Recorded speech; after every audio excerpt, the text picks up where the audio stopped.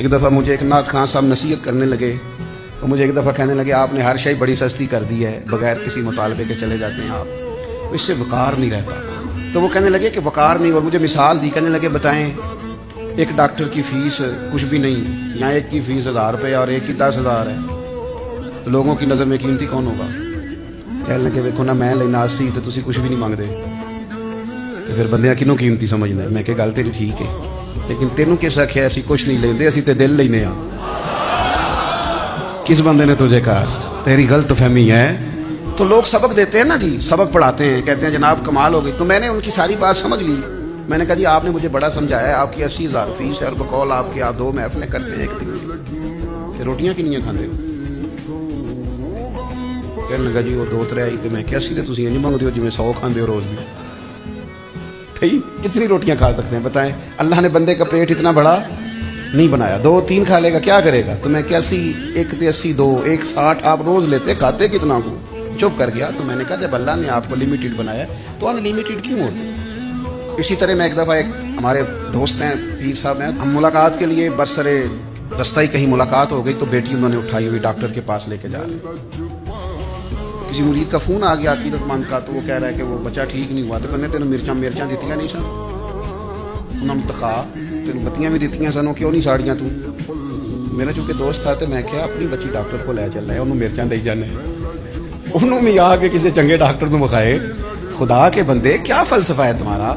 اپنی بچی کہتا میں ڈاکٹر کے پاس جا رہا ہوں لے کے، اس کو کہہ رہا تینوں مرچاں، اور میں کہا انہوں کہا چل مرچاں بھی تہا پر کسی ڈاکٹر نے بھی بخا۔ یہ کچھ کام ایسے ہوتے ہیں جن کا اللہ دیکھیں نا، دوائی کھانا کیا غلط ہے؟ یہ جو ادویات ہے اس میں شفا کون پیدا کرتا ہے؟ تو آپ کیوں تہمات کا شکار ہیں، کیوں وہموں کا شکار ہیں؟ حضور علیہ السلام فرماتے ہیں ایک شخص لمبا سفر کر کے آتا ہے، اس کے کپڑے گردآلود ہیں، اور آتا ہے سے کیا مراد ہے؟ تو شارحین حدیث فرماتے ہیں لمبا سفر کر کے آتا سے مراد یہ کہ مکے آتا ہے، مدینے آتا ہے، حرمین آتا ہے، اور پھر دعا مانگتا ہے یا رب یا رب یا رب، لیکن حضور فرماتے ہیں اس کی دعا قبول نہیں ہوگی۔ لمبا سفر کیا ہے، کپڑوں پہ گرد پڑی ہے، بڑی تکلیف برداشت کی ہے، حضور کیوں قبول نہیں ہوگی؟ تو حضور فرماتے ہیں اس لیے کہ اس نے جو کھایا ہے وہ بھی حرام پیسوں کا ہے، جو پیا ہے وہ بھی ناجائز پیسوں کا ہے، اور جو کپڑے پہنے ہیں وہ بھی اس کے لیے جائز نہیں تھے۔ تو یہ جو اس کے رزق کی ناپاکی ہے، اس نے اس سے اس کے رب کا رشتہ کمزور کر دیا۔ وہ کریم رب جو گناہگار سے گناہگار کی دعا بھی قبول کرتا ہے، اس کی قبول نہیں کرتا جس کا رزق پاک نہ ہو۔ ایک دوست مجھ سے پوچھ کے گئے کہ انشورنس کرانی چاہیے، میں نے کہا یار بچنا ہی بہتر ہے۔ تو 4 فتوے میرے پاس لے آئے، کہنے لگے مجھے فلانے نے بھی کہا کرا لیں، فلانے نے بھی کہا کرا لیں، فلانے نے بھی کہا کرا لیں۔ تو میں نے کہا مسئلہ پتہ کیا ہے؟ آپ کا پروگرام بن گیا کرانے کا، آپ کا نا اب ارادہ ہے، آپ نے کرانی ہے، تو دلیل بھی کہیں نہ کہیں سے مل ہی جائے گی۔ تو کہنے لگے آپ اتنے انکاری کیوں ہیں؟ میں نے کہا میں اس لیے انکاری ہوں کہ میری انشورنس میرے رب نے کر کے بھیجا ہے، کتنی عمر جیے گا، کتنا رزق کھائے گا، کتنے بچے ہوں گے، کتنی سانسیں ہوں گی، یہ تو لکھی ہوئی ہے، تو نہیں کرانے کی کیا ضرورت ہے؟ کس طرح آپ کی خدمت میں عرض کریں کہ یہاں صرف کھربوں روپے والا ہی بددیانتی نہیں کرتا، ریڑھی والا بھی دکھانے کو پھل اور لگاتا ہے، اور جب آپ لینے جاتے ہیں تو کہتا ہے نہیں میں نے سارے ملا کے بھیجنے ہیں۔ بھئی آپ نے آگے آگے بڑے بڑے کیوں لگائے تھے؟ ہاتھی کے دان دکھانے کے اور کھانے کے اور۔ عزیز بھائیوں چھوٹی چھوٹی ذرا سی جگہ پر بددیانتی، ذرا حضرت محدث اعظم پاکستان مولانا سردار احمد صاحب رحمۃ اللہ علیہ ایک ٹیچر رکھنے لگے ادارے میں، تو کہا جی ہم آپ کو وظیفہ دیں گے، آپ بتائیے۔ تو انہوں نے کہا جی میں 6 گھنٹے مسلسل پڑھاؤں گا۔ تو کہا شیخ یہ آپ ایسا نہ کریں، آپ اپنے تنخواہ کے معاملے کو بہتر کریں، 6 گھنٹے مسلسل آپ پڑھا ہی نہیں سکتے، واش روم نہیں جانا آپ کو، چاہیے بھی نہیں آپ کو، آپ یہاں لکھیں کہ میں تبھی حاجات کے لیے کلاس چھوڑا کروں گا۔ آپ چیزوں کو سمجھیں، میں ایسے اساتذہ کو جانتا ہوں چھٹی کرتے تھے تنخواہ نہیں لیتے، کہتے تھے کام نہیں کیا تنخواہ کس بات ہے۔ امام اعظم ابو حنیفہ رحمۃ اللہ علیہ کپڑے کا کاروبار کرتے تھے، تو جب اس طرح کا موسم ہوتا تھا نا، بادل بن جاتے تھے اور دھوپ نہیں ہوتی تھی، تو امام صاحب کیا کرتے، اپنے سیلز مین سے کہتے کہ یہ نا دکان بند کر دو، آج ہمیں سودا نہیں بیچنا۔ کیوں؟ فرماتے اس لیے کہ گاہکوں کو کپڑا صحیح نظر نہیں آئے گا، چونکہ موسم بادل کا ہے، دھند کا ہے، انہیں صحیح دکھائی نہیں دے گا، ایسا نہ ہو کہ سمجھیں کچھ اور قیمت کسی اور کپڑے کی دے جائیں۔ ہمیں بالکل حلال اور طیب رزق کھانا ہے، ہمیں اس میں کسی قسم کی کوئی، یعنی اب تو بڑی بڑی لائٹیں لوگوں نے لگائی ہوتی ہیں کہ نظر ہی کوئی کیا بات ہے، کیا کچھ آئے، اور کیا اس میں لوگ رنگ بھرتے ہیں اور کیا تعریفیں کرتے ہیں اور کیا ان کا انداز ہوتا ہے۔ اپنے رزق میں محتاط ہو. ایک دوست ایک دن کہنے لگے حضرت یہ جو لوگ بڑا ہی ڈراتے ہیں نا دوزخ سے,